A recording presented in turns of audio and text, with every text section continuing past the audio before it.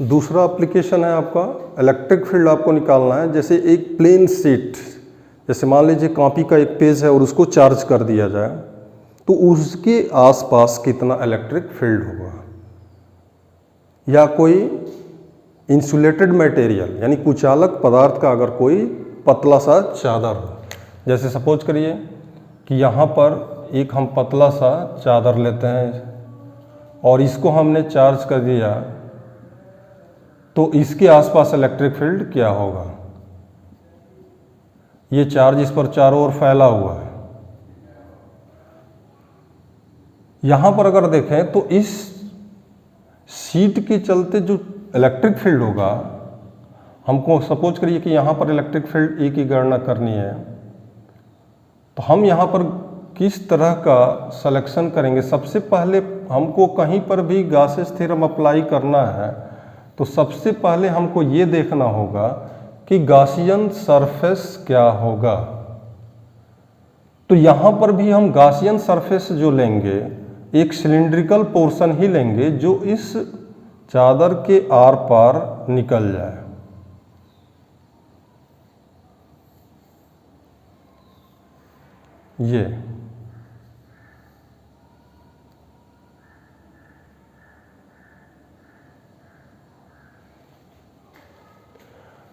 ये एक plane sheet है जिसको हमने चार्ज कर दिया है और चार्ज कितना दिया Q और कितनी एरिया है इसकी A के इक्वल, और इसके आसपास यहाँ पर इस पॉइंट P पर हमको इलेक्ट्रिक फील्ड कैलकुलेट करना है।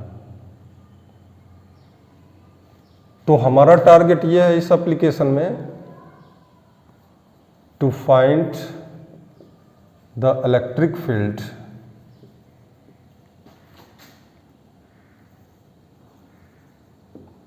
Due to a plane charged sheet. Plane charged sheet यानी आवेशित चादर के कारण तीव्रता। तो अगर इस शीट को अगर Q चार्ज दिया गया जिसका एरिया A हो तो सरफेस चार्ज डेंसिटी जो होगी, surface charge density of sheet, surface charge density को सिग्मा से डिनोट करते हैं और यूनिट एरिया पर जितना चार्ज होता है वो सरफेस चार्ज डेंसिटी होता है। यानी जब चार्ज में एरिया से डिवाइड कर देते हैं, चार्ज Q आपने दिया और एरिया कितना है A, तो Q बाई A हो जाएगा। इसके लिए गॉसियन सरफेस जो आप लेंगे, Gaussian surface that is cylinder, यहाँ पर भी आपको सिलेंडर ही लेना होगा। क्यों सिलेंडर लिया गया, तो यहाँ पर जरा देखिए, इस सिलेंडर यस जो है गॉसियन सरफेस है, तो इसमें जो इस शीट के कारण इलेक्ट्रिक फील्ड होगा, इलेक्ट्रिक लाइन ऑफ फोर्स जो होती हैं शीट के लिए वह किस तरह से होती हैं। तो अगर एक आवेशित चादर है तो इस चादर के perpendicular electric line of force होती हैं, ऐसे अपवर्ड डायरेक्शन में फैली होती हैं। अगर पॉजिटिव है, पैरेलल नहीं होती हैं।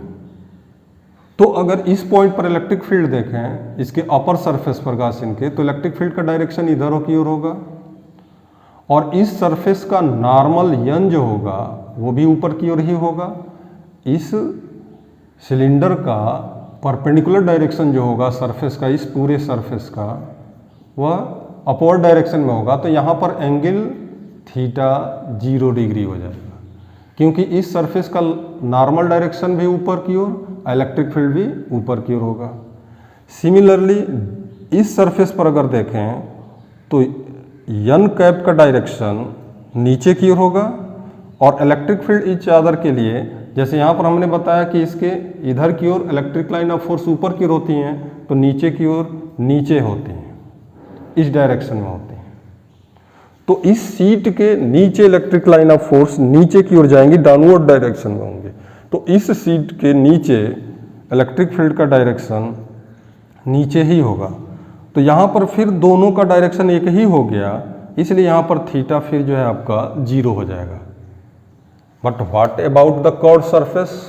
इस कर्व्ड सरफेस पर अगर इस कर्व्ड सरफेस का एक छोटा सा एरिया लिया जाए, ये वाला, तो इसका नॉर्मल डायरेक्शन जो होगा एन कैप इस डायरेक्शन में होगा और इलेक्ट्रिक फील्ड अपवर्ड डायरेक्शन में होगा। सीट के कारण इलेक्ट्रिक फील्ड ऊपर की ओर होगा, जबकि इस कर्व्ड सरफेस का परपेंडिकुलर डायरेक्शन रेडियस की ओर होगा, इसका इधर की ओर नॉर्मल डायरेक्शन होगा। तो एन कैप का डायरेक्शन इधर की ओर है और इलेक्ट्रिक फील्ड इधर है, तो दोनों के बीच का एंगल यहाँ देखिए 90 डिग्री है। तो कर्व्ड सरफेस के लिए यहाँ पर एन कैप और ई के बीच का एंगल 90 डिग्री, बाकी जो दो सरफेस बच रहे हैं यहाँ पर 0, यहाँ भी 0 होगा। अब now apply the Gaussian surface, Gaussian theorem.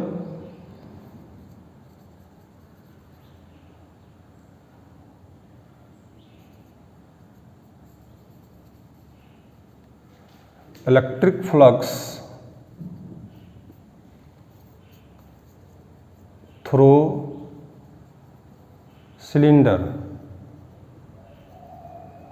तो सिलेंडर से कितना इलेक्ट्रिक फ्लक्स पास हो रहा है पहले ये कैलकुलेट करिए। तो इलेक्ट्रिक फ्लक्स होता है integral S E dot D S. तो what is the value of this? इसको आप 3 सरफेस में तोड़ देंगे। यस, टोटल सरफेस है जो 3 पार्ट से बना हुआ है। एक कर्व्ड सरफेस, फिर यहाँ पर S1 कर्व्ड सरफेस वाला, ऊपर वाला S2, नीचे वाला S3 ले रहे हैं। तो S1 लिखेंगे E डॉट डी S1 पहले सरफेस के लिए, दूसरा S2 लिखेंगे E dot D S2 and तीसरा integral E dot D S3 जो तीसरे सरफेस के लिए होगा। अब तीनों की वैल्यू सिंप्लीफाई कर लिया जाए। Integral S1 E dot D S1 को लिखेंगे E D S1 cos theta. अब E और डी S1 के बीच का एंगल जरा देखिए, डी S1 ये कर्व्ड वाला है, तो कर्व्ड सरफेस के लिए यहाँ पर 90 डिग्री है, तो cos 90 हो जाएगा, प्लस दूसरे सरफेस के लिए ये वाला थीटा 0 है, दोनों एक ही डायरेक्शन में है, तो इसके लिए हो जाएगा S2 E D S2 cos 0। तीसरे के लिए ज़रा देखिए, तीसरे में भी डाउनवर्ड डायरेक्शन में दोनों हैं तो 0 है, तो फार्मूला होता है E dot D S3 A B cos theta, तो integral S3 E D S3 cos 0 हो जाएगा। अब तीनों इंटीग्रल की वैल्यू आपको रखनी होगी। यहाँ cos 90 0 हो जाएगा, cos 0 1, यहाँ भी cos 0 1 हो जाएगा। तीनों की वैल्यू आपको यहाँ पुट करके सिंप्लीफाई करना है। अब हम यहाँ पे आते हैं,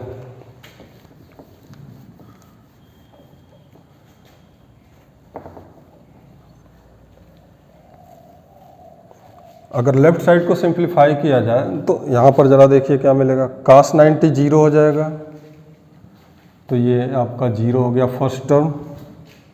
cos 0 1 cos 0 1, तो बच जाएगा integral S2 E D S2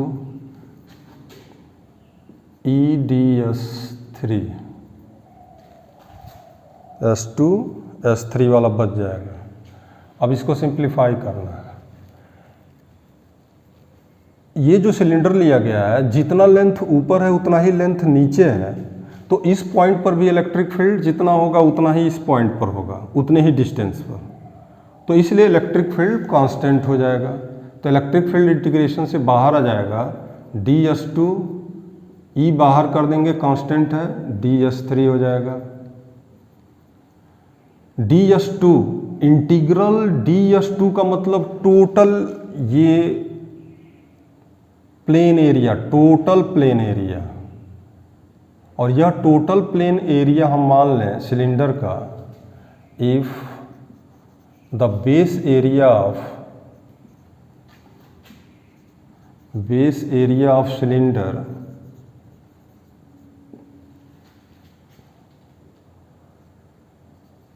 will be capital A, then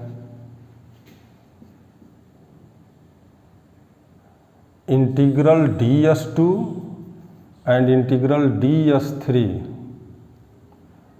दोनों की वैल्यू A के इक्वल हो जाएगा। तो इसके अंदर जो टोटल एरिया, ये फ्लैट एरिया है S2, वो हो जाएगा, अगर A से डिनोट किया जाए तो दोनों एरिया इक्वल होगा। तो हम यहाँ पर A सब्स्टिट्यूट कर दें तो यहाँ से E इंटू ए हो जाएगा, यहाँ भी E इंटू ए हो जाएगा।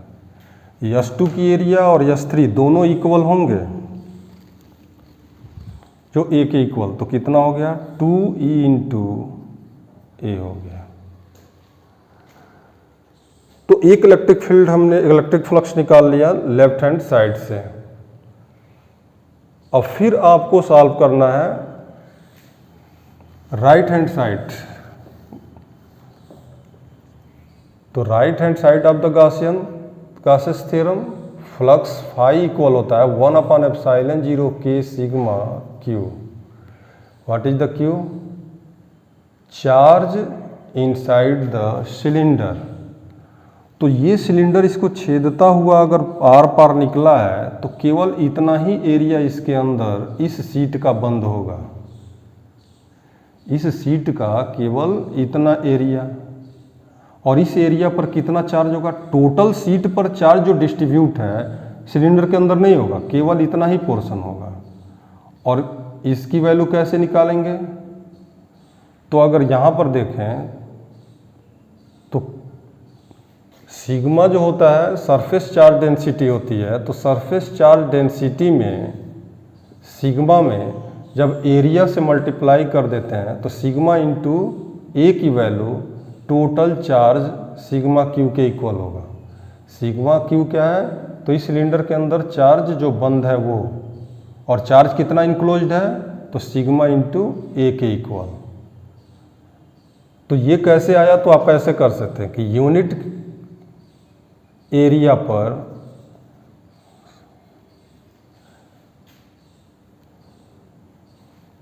वन अपॉन एप्सिलॉन 0 के सिग्मा ए हो जाएगा। This is the second equation. यहाँ पर फर्स्ट, तो फर्स्ट और सेकंड ये भी फ्लक्स है, ये भी फ्लक्स है, तो दोनों की इक्वेट कर दीजिए। तो दोनों को अगर आप इक्वेट करते हैं फ्रॉम फर्स्ट एंड सेकंड,